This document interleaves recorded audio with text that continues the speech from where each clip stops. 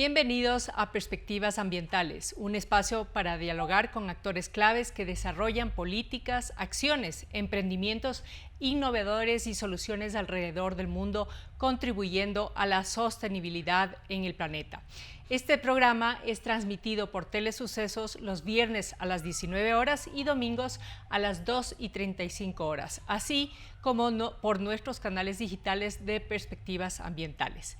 El día de hoy nos acompaña Wellington Rentería, y Wellington tiene una maestría en Ciencias del Océano. Ha sido delegado nacional ante el Instrumento Internacional de la CONVEMAR, es actualmente investigador de la Universidad de Southern California y ha sido coordinador del desarrollo marítimo en la Comandancia General de Marina. Tiene investigaciones marinas en cambio climático, en tsunamis y riesgos. Y creo que es justamente lo que queremos hoy hablar por varias coyunturas, por el tema del fenómeno del Niño, el calentamiento global y además por lo que acaba de suceder en Esmeraldas. Wellington, muchas gracias por estar aquí. Comencemos por el fenómeno del Niño. Hay un 98% de probabilidades de que los próximos 5 años sean un horno, que esté muy caliente, y todo esto dicen gracias al Niño y al calentamiento global.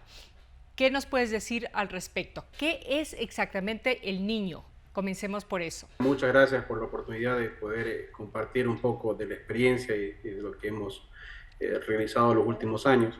El fenómeno del Niño es un viejo conocido para los ecuatorianos. Empecemos por ahí. Quizás es uno de los países más afectados en el mundo justamente por este evento que, si bien es cierto, es global, a nosotros, cuando nos ha ocurrido en el pasado, nos ha dejado secuelas bastante graves. Y es importante lo que mencionas porque las condiciones actuales, dado el calentamiento global, las condiciones actuales del océano, las altas temperaturas en el Atlántico Norte, la reducción de hielo en la Antártica, están jugando un papel preponderante en torno a las anomalías de temperatura en el Pacífico y de alguna manera pues eso nos hace prever que las condiciones del Niño cada vez son más favorables.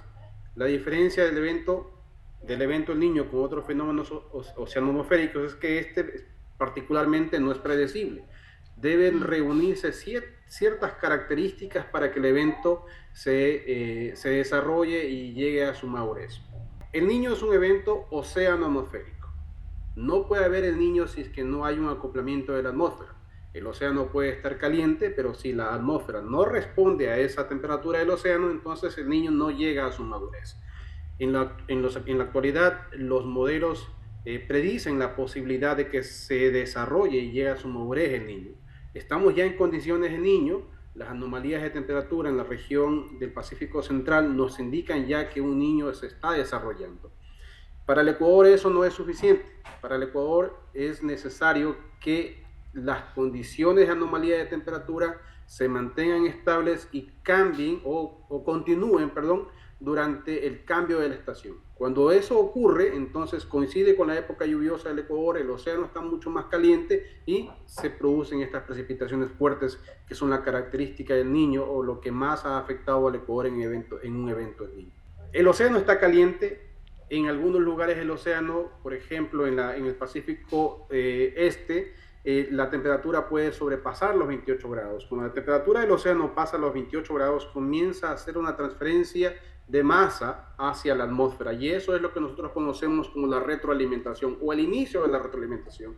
Porque esa masa de vapor de agua que está aportando el océano hacia la atmósfera hace que ocurra un cambio en los niveles de presión, y ese cambio en los niveles de presión en el Pacífico produce un cambio en los vientos. Los vientos que normalmente van desde la costa hacia Galápagos o bien se debilitan o se invierten. Quiere decir que los vientos ahora, en lugar de ir de la costa a Galápagos, van de Galápagos a la costa. Al hacerlo de esa manera, todo el aporte de masa o de vapor de agua que se produce por el océano caliente llega desde el océano hacia la zona costera y produce las altas precipitaciones, pero ya no en una forma esporádica, no en una forma como muy pequeña como suele ocurrir por eventos muy locales, sino ya de manera permanente, y ese es justamente el temor que tenemos cuando se desarrolla el niño en la zona costera. Eso es, a breve síntesis, lo que ocurre, y especialmente porque es importante para la zona local el monitoreo del acoplamiento de la atmósfera en la región del Niño 1-2, que es la región de interés para el Ecuador.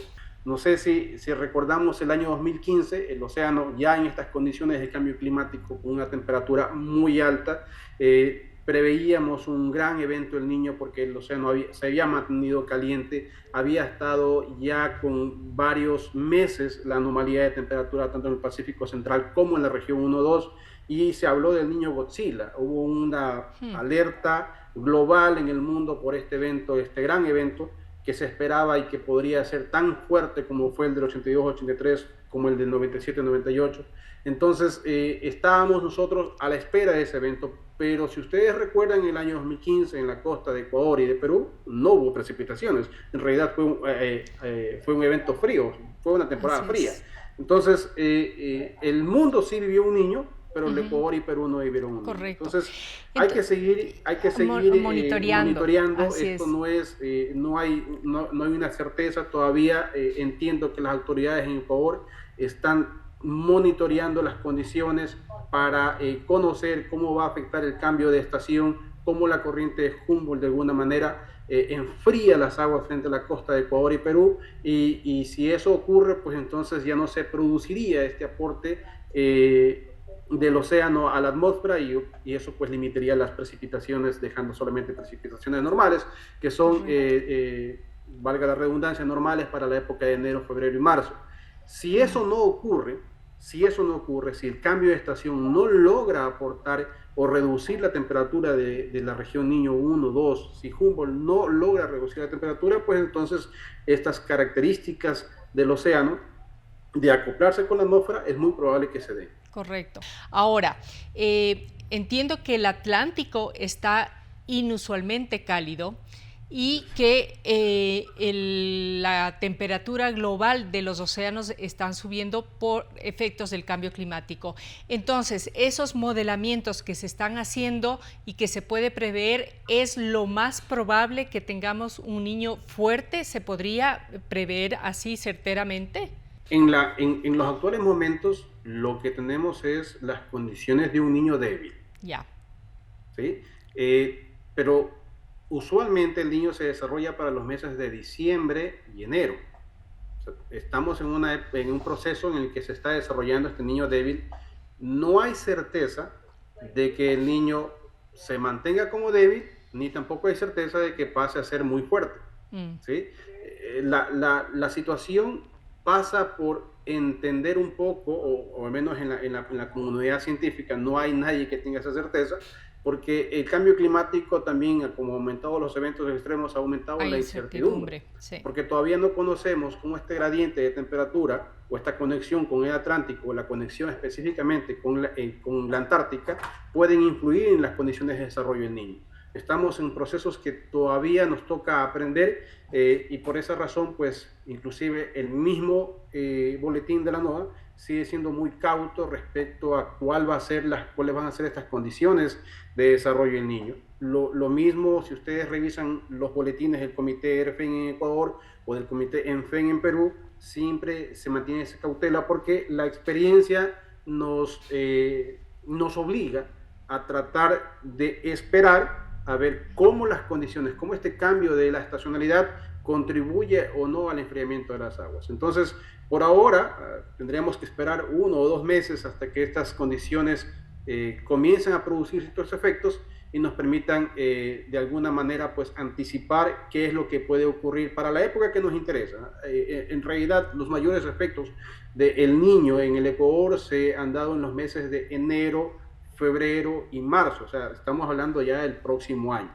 pero con tiempo suficiente para ahora ver si se desarrollan unas condiciones y anticipar cuál podría ser la gravedad de la situación cuando las condiciones de anomalía de temperatura del océano coinciden con la época lluviosa del Ecuador, que es parte de la estacionalidad. Correcto. Entonces, eso es básicamente lo que puede llegar a ocurrir. Estoy hablando específicamente de condiciones locales, ¿sí? Correcto. De ahí, las condiciones globales son diferentes. Son diferentes. Nosotros, Háblanos un poco de allá eso te iba a en el mundo se está preguntar. hablando del niño, Sí, se está hablando del desarrollo sí. del niño. ¿Sí? En el Ecuador se es un poco más cauto porque se necesitan ciertas características para que cambie las condiciones naturales y las condiciones, los patrones normales en Ecuador, pero ya en el mundo hay condiciones en estos momentos porque la temperatura del océano se ha mantenido caliente. La región Niño 1-2, por ejemplo, lleva anomalías de 2 grados y ya lleva esas anomalías por 2 o 3 meses. La región del Pacífico Central ya lleva 3, 4 meses con anomalías positivas de temperatura. Entonces, por esa razón, las comunidades científicas en la NOAA, en Australia, han declarado el desarrollo del niño. Correcto. Los efectos del niño son globales. Así es. Si bien es cierto, en el Así Ecuador nosotros tenemos inundaciones, las precipitaciones, el oleaje, el aumento del nivel del mar, son características normales del niño, pero en otros lugares como en Colombia o en la región de América Central, hay lugares que experimentan sequías. Hay lugares en América del Sur que experimentan sequías. Aquí en Estados Unidos, en California, se experimentan sequías. condiciones parecidas al Ecuador, más precipitaciones, más oleaje, y bueno, pues la gente está preveyendo que eso puede ocurrir nuevamente. Correcto. Si eso ocurre, y si el niño se desarrolla, no estamos aislados porque, si bien es cierto, nosotros cuando hablamos de las condiciones del niño, estamos solamente revisando casi lo que ocurre ese año, pero como tú lo mencionaste, el niño puede traer secuelas no solamente en el año que ocurren, sino que las secuelas duran muchos años después. Los daños, los destrozos y todo lo demás que pueda causar el fenómeno a la infraestructura física del Estado y a la población en sí, lleva mucho tiempo para recuperarse. Ok, y esto nos lleva a hablar de preparación, especialmente con lo que ocurrió en Esmeraldas. Tú y yo, que estamos en un grupo que estudia y trabaja sobre el tema climático, tú mostrabas unos modelamientos bien interesantes de lo que ocurrió en Esmeraldas y que ha habido varios desbordamientos de ríos, inundaciones, obviamente 15,000 afectados. ¿Qué pasó allí? Porque vi esos mapas de inundaciones que posiblemente se puede modelar y se puede prever este tipo de inundaciones. ¿Qué pasó ahí? Cuando nosotros no podemos evitar las consecuencias de eventos naturales, la mejor respuesta es estar preparados. La mejor respuesta es estar preparados. Entonces, yo hacía una crítica respecto a que, si bien es cierto, los municipios tienen los instrumentos para poder prever y hacer un manejo adecuado, o al menos tienen la obligación de hacerlo, no lo están haciendo. Porque todos los municipios deben tener una planificación de ordenamiento territorial en la que se debe establecer cuáles son las amenazas o cuáles son las áreas que posiblemente pues, puedan llegar a inundarse. En eso tenemos que ir un poco mucho más allá en la parte técnica, porque no solamente se trata de inundar la cota, porque si fuera de esa manera, lo que se hubiese inundado en Esmeraldas era la isla Vargas Torres. Y de hecho hay muchos estudios que prevén que esa isla y la población sufra los efectos de las inundaciones, porque puede conseguir un aumento de caudal con el aumento de la marea. Es más, me parece que justamente ahora todavía está en desarrollo un proyecto del BID para crear un sistema de alerta temprana en la isla Vargas Torres, que les avise a la población cuando hay un incremento del caudal y que pueda producirse una inundación. Si recordamos lo que pasó ahora, la inundación en Esmeraldas no se dio en la isla Vargas Torres, que es donde se esperaba, sino que se dio antes. Eso nos dio, o sea, sucedió en un río que es afluente del río Esmeraldas, que no necesariamente pues, está al mismo nivel, sino que está a unos 2 o 3 metros más arriba del nivel medio del mar, y ahí en ese lugar se dio la inundación. Entonces eso nos llama mucho la atención de cómo se puede prever eso. Nos lleva a la obligatoriedad de instaurar dentro del proceso de la planificación y ordenamiento territorial estudios de inundabilidad. Así es. Los estudios, Y, los estudios de inundabilidad son comunes en otros países, por ejemplo en España, aquí mismo en Estados Unidos, claro. se requiere estudios de inundabilidad para saber cómo un cambio en el caudal puede provocar inundaciones locales, que es lo que ocurrió en Gemeradas. Exactamente. Entonces, Wellington, y aquí, perdona que te interrumpa, sabemos que estos estudios son caros. Eventualmente para los GATS, para los gobiernos locales, no podrían contar con estas herramientas, pero es necesario tener esa especificidad en la planificación de ordenamiento territorial, o podría generarse un plan a nivel nacional donde se pueda justamente en una planificación de riesgos insertar esta variable de inundabilidad. Digo, a efectos de costos, porque todo el mundo va a decir, bueno, pero es que tenemos que construir alcantarillado y servicios básicos y no tenemos los recursos para hacer esto en cada uno de los municipios. quizás haciendo un traslape de cuánto cuesta un estudio de inundabilidad para una comunidad en España, que el costo de un estudio de inundabilidad puede ir de 4.000 a 6.000 euros. Creo que es algo que cada municipio podría Sí, aportar, no necesariamente no toda es la muy ciudad, caro, pero la verdad. sectores en los que se considera haya mayor exposición, empezar por tramos. O sea, lo principal en esto es que comencemos con una voluntad política para hacer frente de manera real a las amenazas y de manera real con respuestas que la población necesita. Yo he visto muchos POTs en realidad son solamente recolección bibliográfica, otros mucho más trabajados con información que podría permitirles a los municipios tomar decisiones.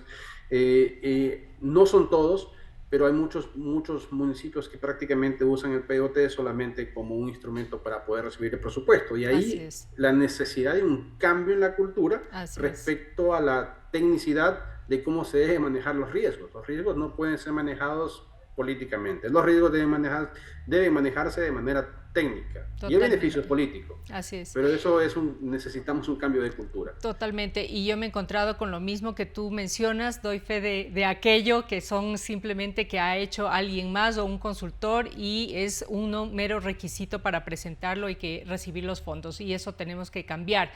Y de lo que comentas, además, ni siquiera me parece muy costoso. O sea, dentro de un presupuesto, primero esto que me parece clave en términos de prevención, frente a lo que podría pasar, que eso sí que es costoso, una reconstrucción, una rehabilitación, el es mucho más costoso que la prevención, ¿cierto?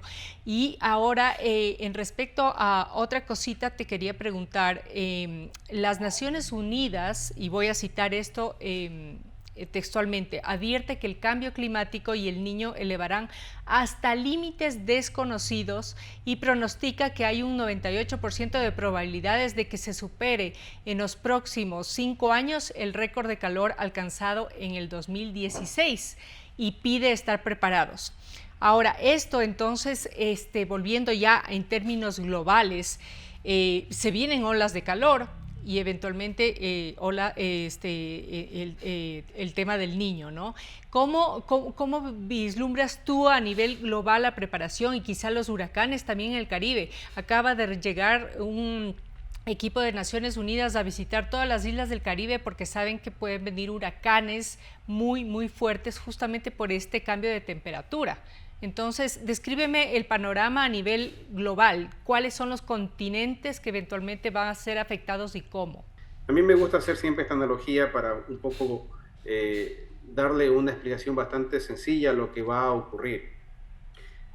Tenemos el océano, el planeta en realidad absorbiendo gran cantidad de calor. El último informe del IPCC es lapidario. Si nosotros con el mejor de los escenarios estaríamos aumentando la temperatura en 1 o 1.5 grados, la temperatura global del planeta. Eso se traduce en una gran cantidad de energía distribuida obviamente en los diferentes océanos. Posiblemente el Atlántico es el que más acapara esa cantidad de energía por el incremento de la temperatura. Y si no conseguimos el objetivo de sostener las condiciones de emisiones de dióxido de carbono, pues esa proyección podría dispararse de 2 grados a 5 grados. Y eso es bastante extremo. Si nosotros nos mantenemos por ahora con esta esperanza de sostener el incremento o mantenerlo hasta máximo 1.5 grados, la cantidad de energía en el planeta tiene que comenzar a balancear y se balancea con los eventos oceánicos o atmosféricos en sí. Y la forma en la que esto se traduce ya para cada uno de los eventos es en la frecuencia de los eventos. Si nosotros teníamos una temporada de huracanes que normalmente eran 10 huracanes fuertes, por poner un nombre, un número, podríamos estar experimentando huracanes mucho más seguidos. Si tenemos eventos en Niño, que es lo que de alguna manera pues también nos ha llamado un poco la atención, con esta complejidad, con estos diferentes patrones, pues con un grado más de temperatura, con 2 grados más de temperatura, el panorama es mucho más complejo, porque si antes era difícil predecir, en el futuro va a ser imposible. Habrá lugares que experimenten más eventos atmosféricos, más corrientes de chorro, más ondas Kelvin, más temperatura en la Indonesia. En las condiciones normales, nosotros tenemos un patrón básico del comportamiento oceanográfico. Pero con un incremento de temperatura en el océano, esos patrones pueden cambiar. ¿Qué es lo que ocurre, por ejemplo, en el Niño? Que el patrón cambia completamente. Y acá hay mucha incertidumbre respecto a lo que podemos predecir y lo que no podemos predecir. Entonces, los panoramas para los siguientes años serán eventos extremos cada vez más frecuentes. Y cada uno de los eventos que podemos anticipar ocurren en ciertas áreas, se van a seguir dando, pero con mayor frecuencia o mayor violencia. Esa es básicamente pues o cómo se pinta el panorama pues con estas condiciones de cambio climático y eventos atmosféricos que están cada día más recurrentes. Correcto. Entonces tenemos un panorama que es de incertidumbre. De todas maneras, el panel de científicos de cambio climático han mencionado que nos falta mucho para bajar justamente las emisiones, para mantener la temperatura global del planeta en 1.5, que ese es básicamente lo que mantendría el equilibrio que necesitamos para seguir viviendo en este planeta. Con esto cerramos este espacio, mi querido Wellington, qué gusto en verte y agradeciéndote primero a ti, por supuesto, y a todos ustedes por mantenerse en sintonía. Quisiéramos invitarles a que nos sigan en nuestra página web, en nuestros canales digitales y a ver la transmisión los días viernes en Telesucesos a las 7 de la noche, los domingos a las 12:35 de la tarde y por supuesto en nuestros canales digitales de Perspectivas Ambientales a darle un like, a retuitear, a compartir con todos sus amigos y colaboradores para llegar a más gente y tener más conciencia ambiental.